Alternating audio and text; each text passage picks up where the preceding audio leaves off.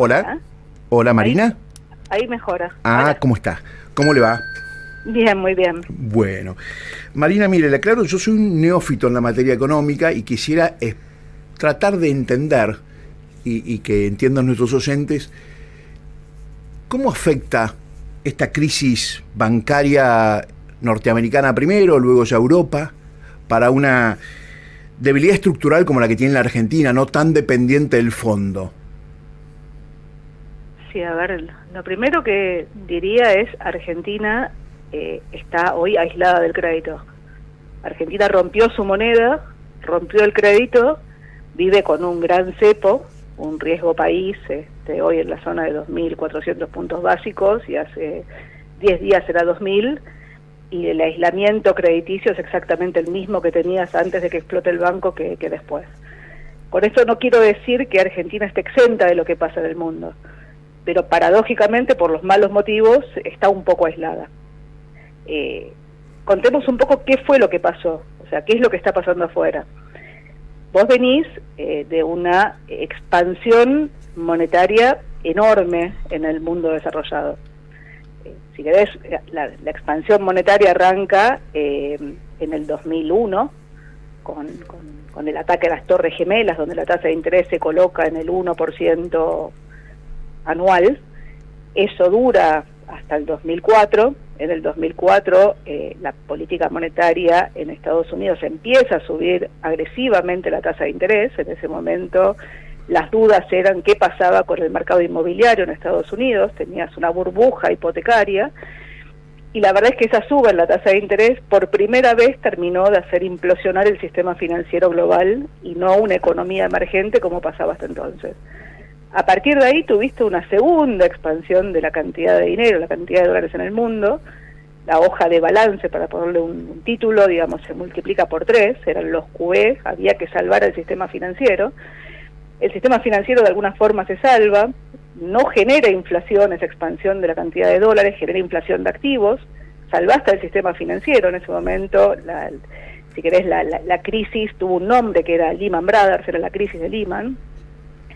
Seguiste expandiendo, si querés, el mundo vivió con tasas bajas y la contracara de las tasas bajas fue una nueva expansión del crédito. Cada vez que la política monetaria de Estados Unidos intenta subir la tasa, siempre tenés algún problema de crédito.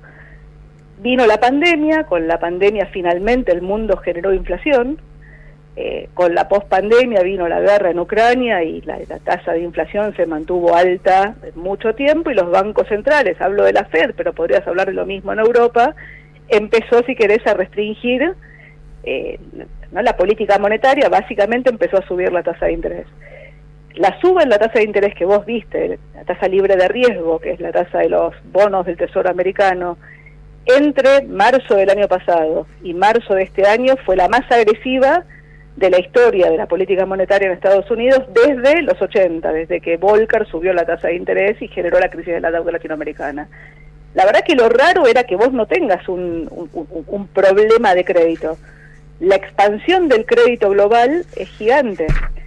Aparece, digamos, si querés, el problema en este banco, que probablemente muchos de nosotros no sabíamos ni qué era el banco de golpe aparece ahí. Claro. La diferencia, si querés, con el 2008 es que la política monetaria sale muy rápido, o sea, aumentan inmediatamente el seguro de depósitos para frenar la corrida se extiende a otros bancos, se frena la corrida en otros bancos, y el problema del Credit Suisse, que también tiene que ver con un tema de pufo de balance, en el Silicon Valley Bank el problema tenía más que ver con la alocación de dónde tenían el dinero alocado, que lo tenían en bonos largos, con la suba en la tasa de interés perdieron plata, y eso, cuando te ves un retiro de depósitos, te generó la corrida. En el Credit Suisse hay otros mocos en el balance, pero la discusión fue la misma, o sea, finalmente cuando arranca la corrida, y la corrida se termina frenando cuando el regulador pone los francos sobre la mesa, si querés, los dólares sobre la mesa. Entonces vos me decís, ¿el mundo está salvado? La verdad que no, o sea, el mundo está montado sobre una montaña de deuda, estás yendo a un escenario de más inflación. Yo creo que la inflación, más allá de la expansión de la cantidad de dinero global, está asociada a problemas de oferta. Si querés, la guerra en Ucrania, la pandemia, lo que fue la dinámica del costo de los fletes, pero fundamentalmente un concepto que apareció estas semanas de un economista eleriano, un financiero, que habla de globalización fragmentada. O sea, el mundo, si querés, post-Ucrania, empieza a tener una globalización distinta de la globalización que viste, donde la prioridad era bajar costos. Y hoy lo que estás viendo son, si querés, cambios en la forma en la cual el mundo empieza a alocar la producción, si querés, la forma en la cual Europa se abastece de combustible. O sea, tenés un problema de inflación global que no tiene nada que ver con el problema de inflación en Argentina. La lógica, digamos, para controlar la inflación es los bancos centrales subiendo la tasa de interés, y el problema que tenés detrás es que la suba la tasa de interés, genera problemas de crédito. Después de esta dinámica se desplomaron las expectativas de que la Reserva Federal siga subiendo la tasa de interés, aumentan las expectativas de recesión global, pero al final de cuentas mi sensación es que va a ser un mundo con más inflación y no con menos inflación, que era lo que se percibía, si querés, en las semanas previas. Los precios de los commodities cayeron un poco, pero no se desplomaron. El petróleo vale un poco abajo de 70, la soja vale 560, o sea, en términos de los productos, digamos, los precios de los commodities siguen relativamente altos, la corrección de las acciones fue bastante agresiva, pero no fue un desplome. O sea, es un tema sistémico que está, si querés, manejado de corto plazo por el regulador, y mi sensación es que eso va a seguir. Ahora, volviendo a la Argentina, me parece que el principal problema de la Argentina no es tanto qué es lo que está pasando en el mundo, sino que el principal problema de la Argentina es que acá no llovió. Y acá no llovió, y tenés una sequía que es de las más significativas de los últimos años, y eso significa menos dólares para un banco central que no tiene dólares en las reservas, y para un banco central que a lo largo de los últimos años emitió muchos más pesos que los argentinos queremos, y como contracara de ese balance del Banco Central descapitalizado, bueno, lo que tenés son tres síntomas. Tenés inflación, 6,6% el último mes, febrero, en torno a 7% la proyección que estamos manejando nosotros para marzo, 6,9% la medición del estudio con 2 semanas adentro. Y se habla de más del 7, más del 7,5, ¿no? Para marzo. A ver, yo tengo una medición, sí. Yo mido precios todas las semanas. La nuestra, hoy por hoy, da 6,9, nos faltan 2 semanas en el mes. Hay algunos datos oficiales, proyecciones, si querés, de fuentes oficiales, claro, que no son públicas, que hablan de que el número podría estar arriba de 7. Pero aparte de la inflación, tenés una dispersión muy violenta de precios relativos, precios de bienes ridículamente caros, precios de servicios regulados, en algunos casos ridículamente baratos, un salario que está rezagado. O sea, tenés un problema de precios y tenés además un problema de brecha. Tenés una brecha cambiaria que te torna inviable la exportación y te genera un estímulo muy fuerte a la importación, con lo cual siempre te van a faltar dólares. O sea, cuando te faltan dólares, bueno, la contracara de esa faltante de dólares es que alguien tiene que asignar a quién sí se los das y a quién no, y aquel a quien no se los das, bueno, empieza a buscar, digamos, si querés evaluar lo que produce a lo que se llama costo de reposición, que es básicamente incierto. Y ahí lo está jugando. Ahí está. Ella es Marina Dal Poyetto, está charlando con nosotros aquí, la estamos escuchando realmente en una aclaración, un panorama de lo que está pasando en el mundo y en la Argentina. Y entonces ahí cuando entramos en la Argentina, Marina, más o menos estamos ahí en la edad, hemos nacido en época de crisis, hemos pasado muchas crisis, pero esta es como que pareciera una crisis que podría ser fundacional para la Argentina, en algún sentido. A ver, ¿por qué digo esto? Algunos de los candidatos a presidente, y cada vez, en base a lo que hacen los gobiernos, pega más fuerte, pisa más fuerte, decía esto. ¿Lo podemos escuchar un poquito? ¿Le parece? Dale. Hoy es factible dolarizar. Estaríamos a hacer transacciones en dólares, por ejemplo. Y es absolutamente factible. Yo dolarizaría, y le voy a explicar a los argentinos, esto terminaría con la estafa que es el peso. ¿Por qué? Porque vos lo que estás viendo no es que sube el dólar o que suben los precios. Lo que vos estás viendo es que los pesos se derriten como barra de hielo en el desierto del Sahara al pleno mediodía. Bueno, ahí estaba Milei, pero hoy, esta mañana, charlando con Jorge Ávila del UCEMA, también él plantea dolarizar, plantea la reforma laboral. ¿Qué hacemos, Marina? ¿Qué le parece? ¿Qué opina de una dolarización? Él hablaba, por ejemplo, de hasta hipotecar recursos de hidrocarburos, ¿sí?, energéticos, un préstamo de 20.000 millones de dólares, esto es lo que decía Jorge Ávila, ¿no? Y de ahí empezar de esa manera a dolarizar la economía. Sí, a ver, vamos de nuevo. La dolarización no es la panacea. Bien. Si querés, los países, el país que tiene el dólar es Estados Unidos y que tiene la moneda de reserva y tiene capacidad de financiarse con la moneda de reserva. Los países, si querés, latinoamericanos que usan el dólar como moneda son El Salvador, Ecuador, ¿sí? O sea, son países, digo, donde probablemente, digo, no es el óptimo, digamos, en términos de sociedad o de funcionamiento de la sociedad. Yo entiendo que vos en Argentina destruiste la moneda, volviste a destruir la moneda, volviste a generar inflación. Ahora, la dolarización, el régimen monetario no te resuelve los problemas estructurales de funcionamiento de la economía. Y si vas a resolver los problemas estructurales de funcionamiento de la economía, entonces no dolarices. Además de que esa frase que está diciendo de que Argentina es factible dolarizar, lo primero que te diría yo es factible dolarizar previa recontralicuación de los pesos que tenés, o sea, previa hiperinflación.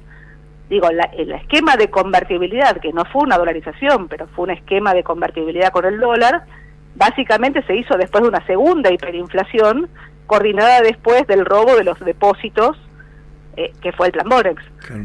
Entonces lo que digo es, no hay soluciones mágicas. El que vende soluciones mágicas está mintiendo. Ahora, claramente vos requerís un mecanismo de funcionamiento de la economía argentina distinto del que tenés. Entonces me parece que la discusión va por otros carriles. O sea, vos no vas a tener una dolarización con déficit fiscal, vos no vas a tener una dolarización con esta distorsión de precios relativos, la tenés que acomodar primeramente.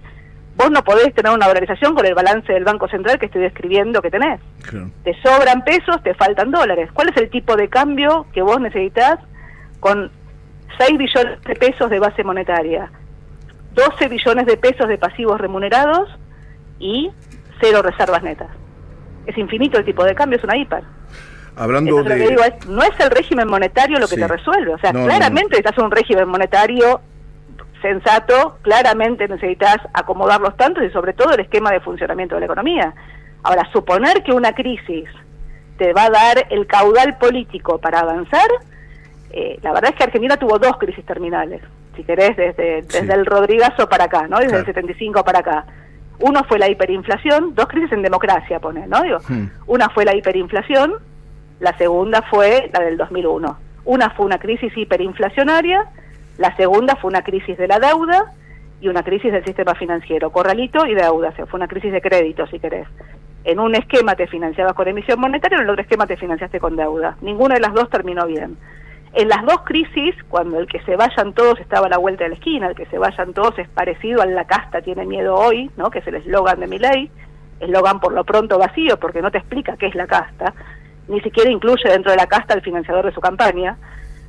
Pero volviendo, digamos, a lo que estoy diciendo, que es el mismo de todos, ¿no? Que es el mismo de todos, entonces exacto. Digo, no hablemos de cosas distintas. Lo que estoy diciendo es, en el 89, vos tuviste un acuerdo político entre Alfonsín y Menem, después de una primera hiperinflación y de un primer gobierno democrático, después de la vuelta a la democracia, que terminó antes, ¿sí? En ese contexto, Alfonsín le dio a Menem 2 leyes base que te permitieron generar el cambio estructural que tuvo la economía. Uno fue la reforma del Estado, la otra fue la de emergencia económica. En el 2001, el acuerdo también fue entre Alfonsín y Duhalde, ¿sí? Después de que se cayó el gobierno de la Rúa. En ese contexto, la ley que conseguiste por el Congreso fue la de emergencia económica. Entonces lo que digo es, los acuerdos políticos los necesitas. Vivimos en un régimen democrático. El Congreso, la división de poderes funciona. Y suponer que en una economía que tiene el riesgo país que tiene hoy por hoy, va a conseguir 20.000 millones de dólares de préstamos para poder dolarizar, me parece que es ciencia ficción, sobre todo cuando lo que no está teniendo en cuenta Ávila es que el subsuelo es de las provincias, no es de la nación, con lo cual antes va a tener que tener una discusión, digamos, por lo menos en el Senado. Entonces lo que digo es, no hay soluciones fáciles. No. Marina, el tema de cuando la oposición salió a plantear en una frase desestabilizadora, ¿no? Explota todo por el aire, ¿no?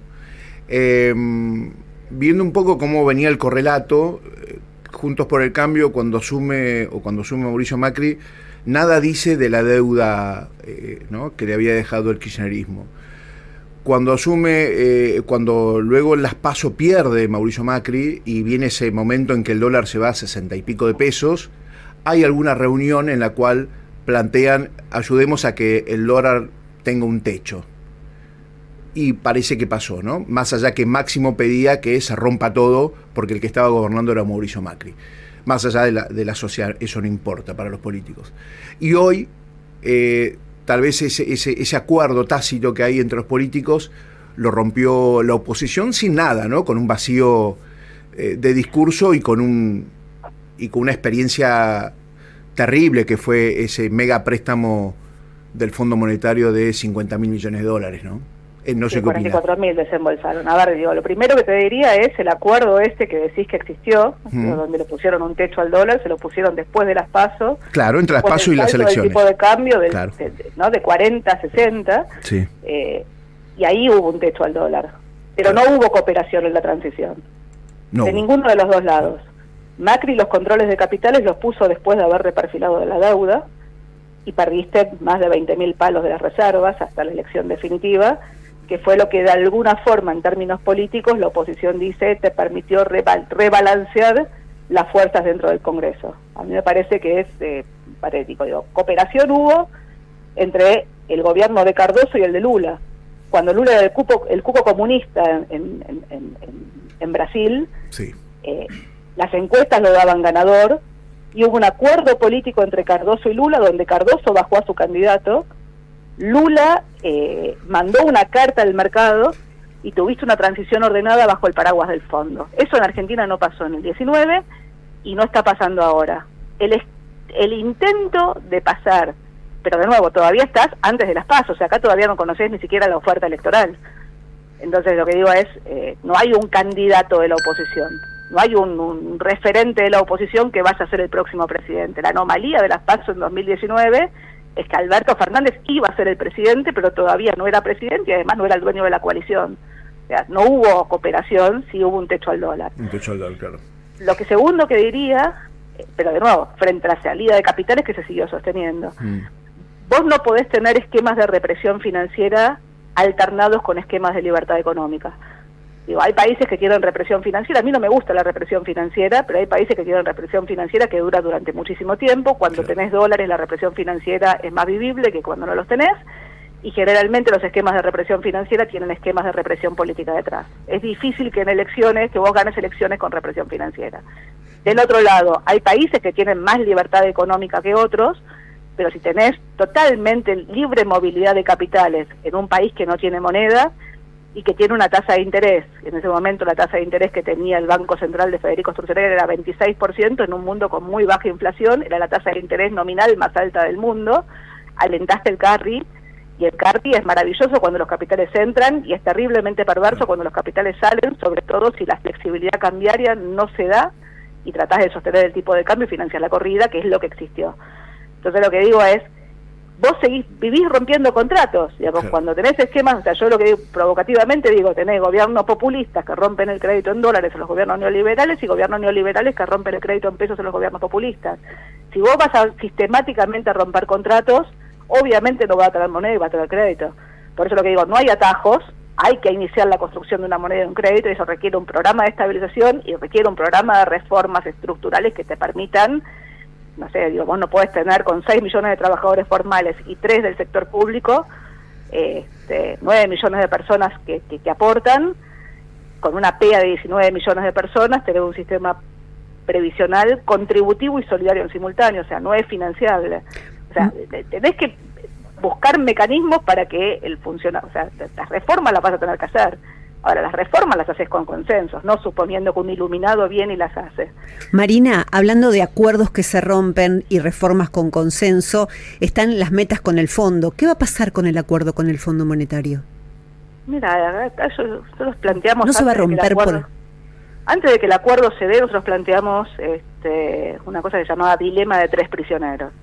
A ninguno de los actores le servía que el acuerdo no ocurra. No le servía al fondo, porque el fondo no, digamos, si la Argentina se cae es problema de la Argentina. pero el fondo no quiere ser el culpable de la caída de Argentina, y además el fondo hoy está cobrando. El fondo te desembolsa este año 16.000 millones de dólares y le tenés que pagar 20. Tenés que pagarle más de 4.500 millones de dólares al fondo este año. Segundo, a la oposición no le sirve que se caiga el acuerdo con el fondo, porque entrar en atrasos con el organismo es muy difícil salir. Los países que entran en atrasos con el Fondo Monetario requieren un prestamista que te ponga los dólares para cancelar la deuda caída, para recién después poder ir a un nuevo programa. No le sirve. Y la verdad que al gobierno tampoco le sirve por la dinámica financiera que se cae. Entonces lo que ves es un fondo hiper recontra flexible, donde las metas te las va modificando lo que haga falta, y sí se pone firme cuando empezás a usar reservas para intervenir en la brecha, o fundamentalmente cuando intentás tomar dólares prestados a través de una operación de repo que es extraordinariamente onerosa y que pondría a los bancos como acreedores privilegiados por encima del fondo, que es el acreedor privilegiado de la Argentina. Entonces, eso no pasa, pero en el medio mi sensación es que la flexibilidad está. Yo creo que el acuerdo no se va a caer después de las PASO como ocurrió en el 19, fundamentalmente porque el que venga necesita seguir negociando con el fondo. O sea, el fondo quiere cobrar y Argentina necesita el fondo. Si Argentina entra en atrasos con el fondo, va a terminar siendo un paria internacional. Marina, Luis Laguite te saluda y te quiero decir, rebobinando y yendo para atrás, ¿se puede decir que la madre de todos los males o el padre de todos los males es ese déficit fiscal crónico que tiene la Argentina? Yo lo que diría es sí, en alguna medida sí, o sea, de todos los caminos te llevan al equilibrio fiscal. Ahora, parados donde estás hoy, la corrección del déficit fiscal requiere enmarcarla en un programa de estabilización. Hoy tenés la mitad del gasto público indexado al pasado, con lo cual si vos bajás la inflación en un esquema de dolarización, el déficit fiscal te vuela por los aires, y además tenés un esquema tributario que, a diferencia de los 80, hoy se beneficia de la aceleración de la inflación, y yo tengo la hipótesis de que si vos bajaras la inflación se perjudicaría. El IVA crece arriba del 130% con una inflación en 100.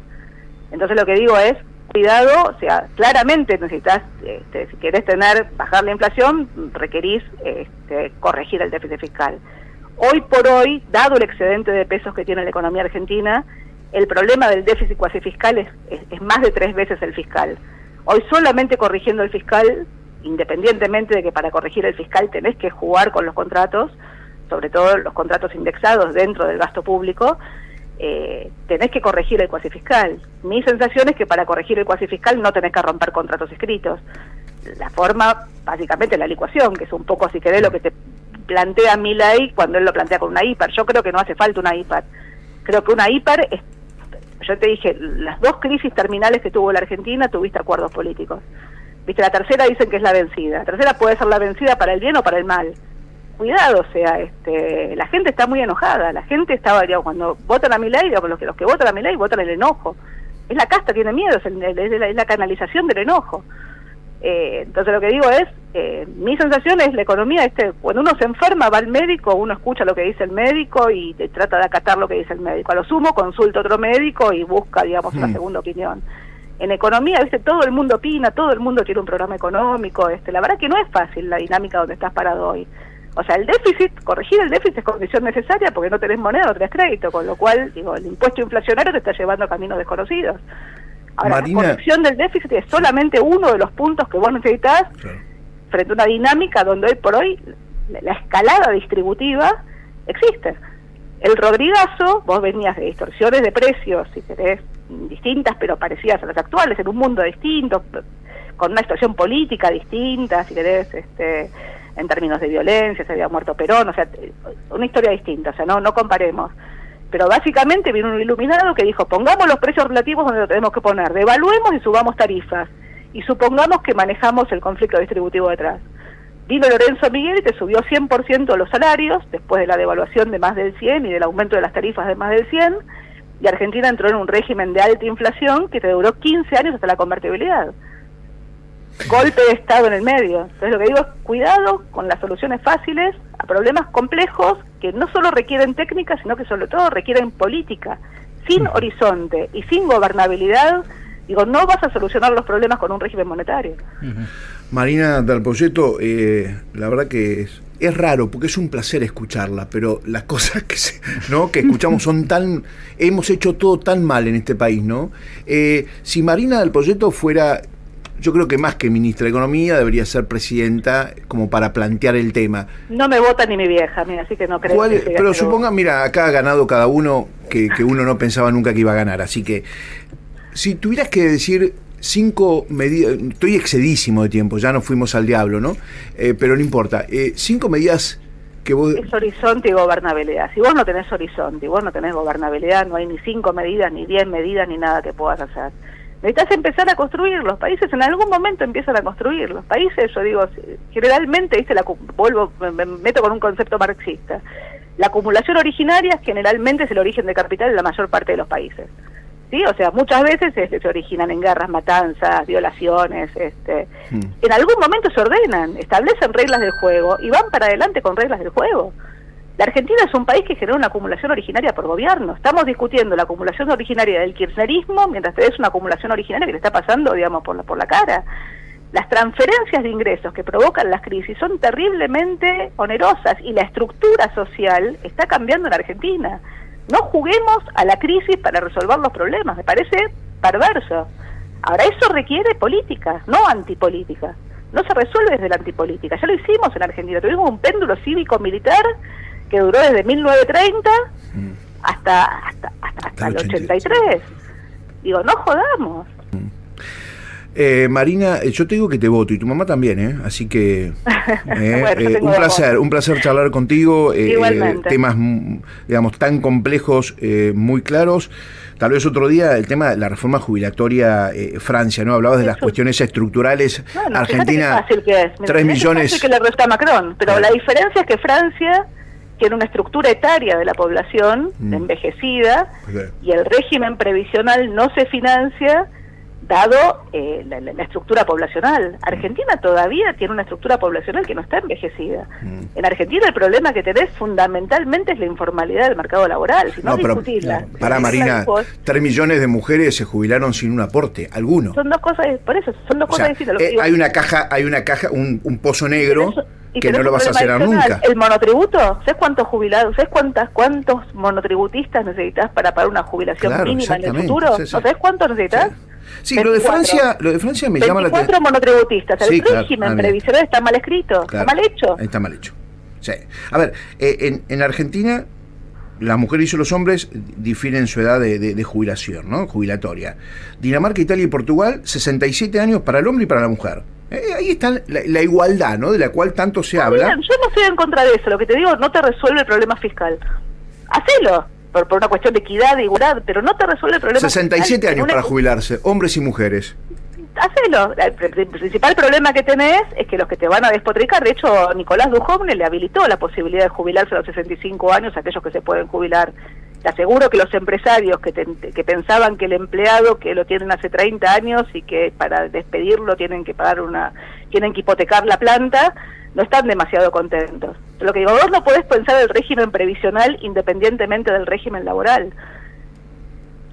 Bueno. ¿Me explico? O sea, hay una discusión de fondo ahí que la tenés que dar. Y tiene que ver con el cambio. Después, digo, la edad jubilatoria, digo, es cierto, la gente vive más, o sea, los esquemas de salud son más onerosos, los esquemas previsionales son más onerosos, tenés menos trabajadores activos.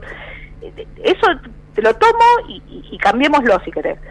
Lo que te digo, no te resuelve tu problema fiscal de corto plazo. Tu problema fiscal de corto plazo tiene, por un lado, la moratoria previsional que vos mencionaste, a mediano plazo, porque los de la moratoria previsional se van a morir, o sea, actuarialmente no van a estar dentro de 10 años, pero tenés a los monotributistas, estás 24 monotributistas para financiar una jubilación mínima, es un agujero previsional enorme, y sobre todo tenés cajas previsionales de privilegios, sobre todo en las provincias, donde una persona que se jubila en el régimen más bajo en Santa Cruz cobra 10 veces lo que cobra la mínima de una persona que se jubila por el régimen nacional, y que además, si tiene una pensión, pudo tener una jubilación por la moratoria. Entonces digo, las inequidades que provoca el régimen son obscenas.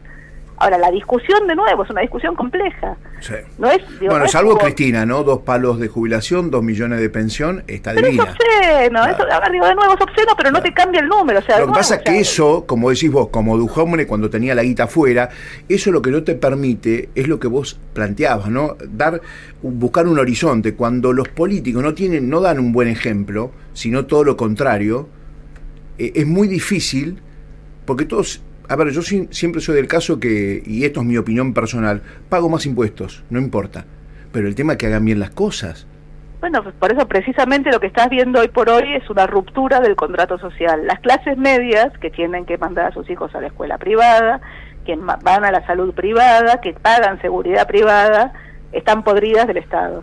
Vos me decís a mí me gustan más las economías, yo qué sé, de bienestar, a mí me gusta, digamos, la sociedad sueca o noruega. Yo qué sé, digo, a Milei le gustan más las economías con mesados chicos, digamos, o sea, todo. Lo que vos no podés tener seguro es el Estado de Suecia, con los impuestos de Paraguay y menos con la productividad de Zambia. Claro. O sea, el problema que tenés es que tenés roto el contrato social. Que esa es la discusión de fondo que tenés que dar. Ahora, la discusión sobre el equilibrio fiscal requiere una discusión sobre el funcionamiento del Estado. Requiere una discusión sobre el contrato social, qué impuestos se pagan. O sea, el aumento en la informalidad aumenta la presión tributaria. Entonces, bueno, digo, la verdad es que es un país lleno de privilegios, como dice Alejandro Katz. O sea, en algún momento tenemos que empezar a discutir los privilegios. Ahora, en la Argentina estamos todos de acuerdo con que el ajuste hay que hacerlo, pero que lo haga el otro. No estoy de acuerdo en cortar esta conversación contigo, pero nos hemos ido al diablo en los tiempos. Ya te llamaremos nuevamente para hablar, y por ahí para hablar de cómo planteamos, ¿no?, ese contrato social, cómo planteamos ese horizonte, cuáles serían las medidas, porque medidas hay que aplicar, más allá de lo que vos planteás, medidas concretas hay que aplicar. Pues si querés te mando, pedirle a tu productor que sí. me mande, o le mando a tu productor un punteo, yo escribo Dale, un punteo buenísimo. de 10 medidas para salir, pero si te las empiezo a Impecable. contar ahora me vas a echar, así que, No, me encantaría, pero me van a echar a mí, ese es el problema. bueno. Marina, un Adiós. placer, un placer, y estamos hablando. Dale, adiós. Marina Dal Boyetto,